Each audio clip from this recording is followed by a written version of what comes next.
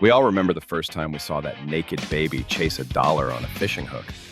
Nirvana's Nevermind sold 30 million copies, knocked Michael Jackson's Dangerous off the Billboard throne, and turned flannel into a worldwide uniform. But here's the kicker. That record wasn't the starting gun. It was the victory lap.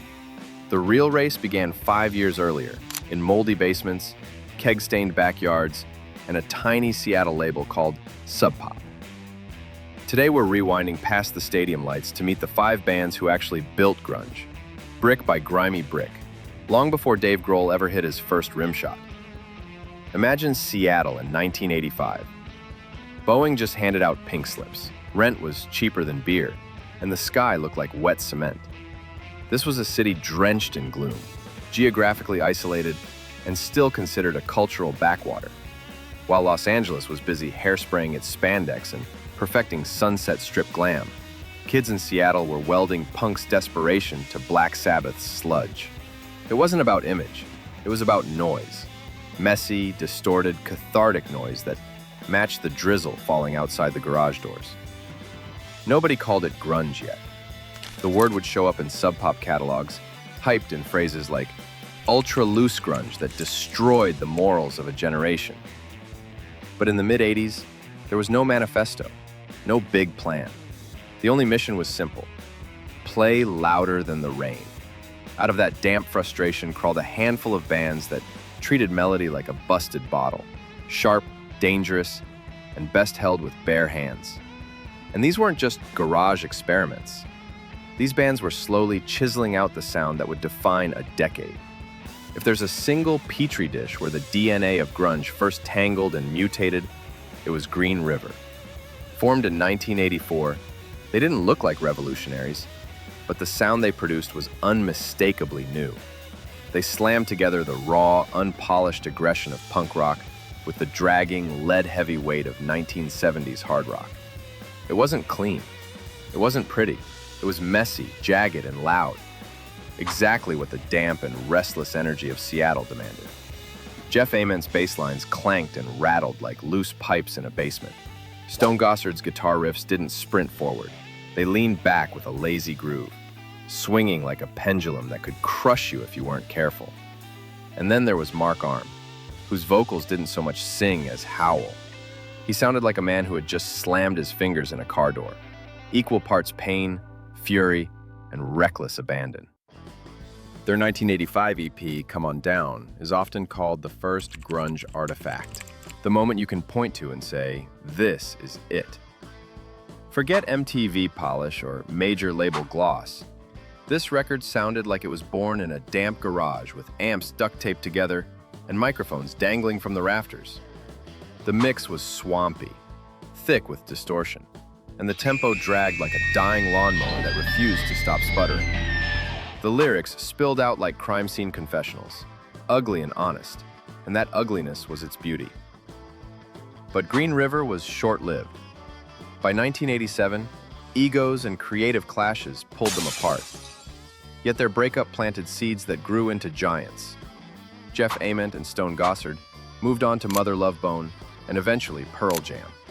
Mark Arm and Steve Turner regrouped to form Mudhoney. One band dissolved, but in the process fertilized half the Seattle scene. Green River proved that it's not always longevity that defines a genre. It's the spark. And their spark lit a city on fire. If Green River cracked the door to what grunge would become, the Melvins came along and ripped the hinges clean off. Frontman Buzz Osborne, better known as King Buzzo, and powerhouse drummer Dale Crover looked at punk rock's furious sprint and thought, too fast. Instead of racing forward, they dragged the music down into the mud. Their riffs didn't gallop, they oozed like tar. Notes bent under their own weight, creating songs that felt less like performances and more like avalanches. Their 1987 debut album, Gluey Porch Treatments, is a perfect snapshot of this approach. Imagine Black Flag dunked in cold molasses and left to harden overnight. Every chord feels suffocating, every beat deliberate, and the overall sound is crushing in a way no band at the time dared to attempt. The Melvins proved heaviness didn't require velocity. True heaviness, they showed, came from weight, space, and tension. A teenage Kurt Cobain was one of their most devoted disciples. He hung around, helped haul gear, and absorbed their philosophy, learning their trademark drop-D riffing style. Later, he admitted the Melvins were the only band he truly believed in. Osbourne has dismissed the Cobain roadie myth, but no one disputes the impact they left on Nirvana's sound. Without the Melvins' glacier-paced stomp, grunge might have been nothing more than punk with bad haircuts. Instead, they demonstrated you could be heavy, hilarious, and terrifying within the same riff. Today, they remain cult heroes, and their fingerprints can still be found on every band that ever tuned down and slowed to a crawl. Every music scene needs its glitter-covered poet, and for Seattle, that shining figure was Andrew Wood. Where most of his peers stomped on distortion pedals and hid behind scruffy flannel, Wood floated across stages draped in sequin scarves and feather boas. He sang with a theatrical flair that echoed Robert Plant and Freddie Mercury, part rock god and part small-town dreamer. His band, Malfunction, was nothing more than a garage trio rehearsing in his mother's living room. But Wood's charisma elevated them. Even when the recordings were too rough for release, his voice and presence made people stop, stare, and believe they were watching a star. By the late 80s, Wood teamed up with Green River alumni Jeff Ament and Stone Gossard to form Mother Love Bone, a band designed for bigger stages. Unlike the raw chaos of most Seattle outfits, Mother Love Bone was unapologetically ambitious. Their debut album, Apple, fused swagger with sincerity, part glam rock showmanship, part heartfelt small-town poetry. It was grand, polished, and poised to kick Seattle into the national spotlight. But just as everything was aligning, tragedy struck. On March 19, 1990, only 5 months before Apple was released, Wood overdosed on heroin. He was just 24 years old. His death stunned the local scene, sending shockwaves through bands who suddenly saw the dangers of their lifestyle reflected in a friend's coffin. From this heartbreak, however, grew new beginnings.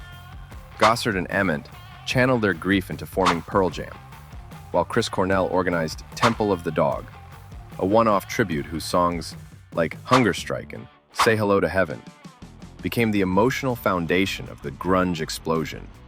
Without Andrew Wood, grunge might still have emerged. But without his story, it wouldn't have had its myth, its warning, or its soul. By 1988, Mudhoney had stepped into the spotlight as the messy, sarcastic crown princes of Seattle's underground. If Green River had set the blueprint and the Melvins slowed everything down to a sludge, Mudhoney figured out how to take all that noise and make it sound like a party in a collapsing basement. They were loud, they were sloppy, and they never pretended to be anything else. Frontman Mark Arm howled and yelped with the same wild-eyed abandon he had in Green River, while guitarist Steve Turner dialed his fuzz pedals up to the point of sonic destruction. Their riffs sounded like they were played through blown speakers on the verge of catching fire.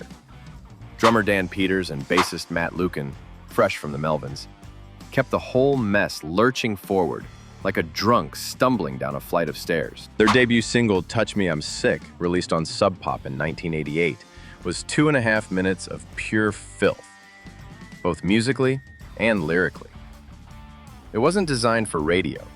It wasn't designed for MTV. It was designed to disgust, amuse, and excite anyone who heard it.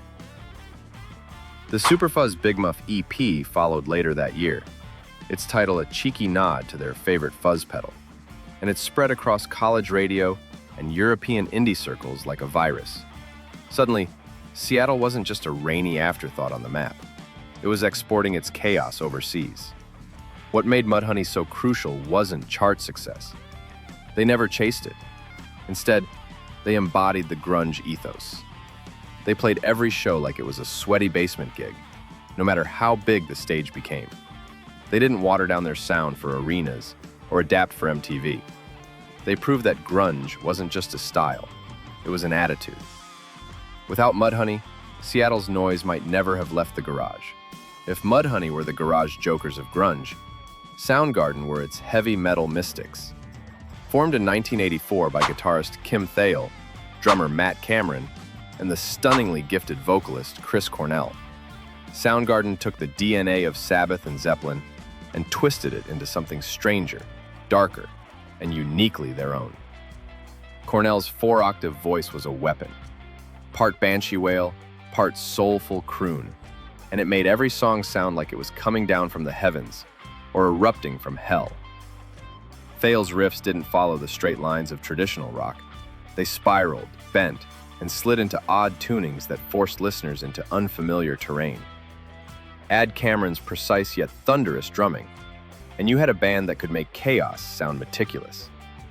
Their early EPs, Screaming Life, 1987, and Fop, 1988, released through Sub Pop, captured that raw energy. But it was their 1988 SST debut, Ultra Mega OK, that first put them on the national radar, even earning a Grammy nomination. A year later, they signed with A&M, becoming the first Seattle band to land a major label deal. Their 1989 album, Louder Than Love, was heavy, sludgy, and unapologetically weird, setting the stage for the genre's leap into the mainstream. Unlike many peers, Soundgarden never simplified their music to fit expectations. Their songs were packed with odd time signatures, cryptic lyrics, and experimental tunings, but they still hit like a sledgehammer. When Super Unknown debuted at #1 on Billboard in 1994, it wasn't a fluke. It was the culmination of a decade of persistence, proof that the underground could storm the top without surrendering its soul. Soundgarden were the storm at grunge's center. Strange, powerful, and enduring. They didn't just survive the transition from dingy clubs to Grammys. They thrived, and in doing so, they proved that Seattle's sound could be both uncompromising and universal. Sub Pop wasn't a band, but it may as well have been. Bruce Pavitt and Jonathan Poneman operated like evangelists. They pressed 7 inches in tiny runs, mailed them to college radio stations, and included hand-scrawled one-sheets, claiming Seattle was the next rock capital. Their Singles Club subscription service spread the sound far beyond the Pacific Northwest. UK journalists like Everett True latched onto it, flew across the ocean, and declared Seattle a new mecca of noise. Without Sub Pop's hustle, a lot of those tapes would still be gathering dust in shoeboxes. And without that hype machine, Nevermind might have never left the garage. Grunge didn't invent distortion. It democratized it. It told kids everywhere, you can be out of tune, overdriven, sloppy, and still dead on.